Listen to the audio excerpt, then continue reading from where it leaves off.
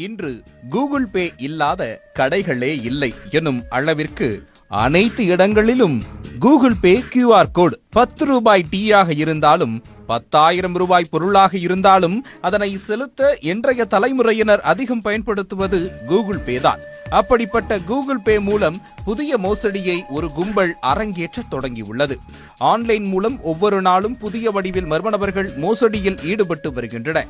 மக்கள் எச்சரிக்கையுடன் இருக்க வேண்டும் என்று தமிழ்நாடு காவல்துறையும் பல்வேறு வகையில் விழிப்புணர்வு செய்து வருகின்றன. அந்த வகையில் தற்போது ஜிபே மூலமாக நூதன மோசடி ஒன்று அரங்கேறி வருகிறது. இது தொடர்பாக காவல்துறை வெளியிட்டுள்ள அறிக்கையில், முதலில் உங்களுக்கு தெரியாத ஒருவர் தெரிந்தே உங்கள் ஜிபேவிற்கு பணம் அனுப்புவார். பின்னர் உங்கள் கணக்கில் தவறுதலாக பணம் போட்டுள்ளதாக கூறி போனில் அழைத்து பணத்தை திரும்பி அனுப்புமாறு கேட்பார். தங்களுக்கு சொந்தமில்லாத பணம் அது என்பதை அறியும் நீங்களும் பணத்தை திருப்பி அனுப்பினால் உங்கள் கணக்கு ஹேக் செய்யப்படும் என காவல்துறை தரப்பில் தெரிவிக்கப்பட்டுள்ளது.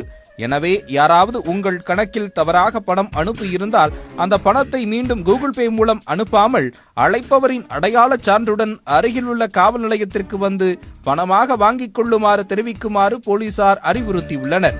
இந்த மோசடி தற்போது தமிழ்நாட்டில் துவங்கியுள்ளதாகவும் அதை கவனத்தில் கொண்டு கூகுள் பே பயன்படுத்தும் வாடிக்கையாளர்கள் எச்சரிக்கையாக இருக்குமாறும் போலீசார் கேட்டுக் கொண்டுள்ளனர்.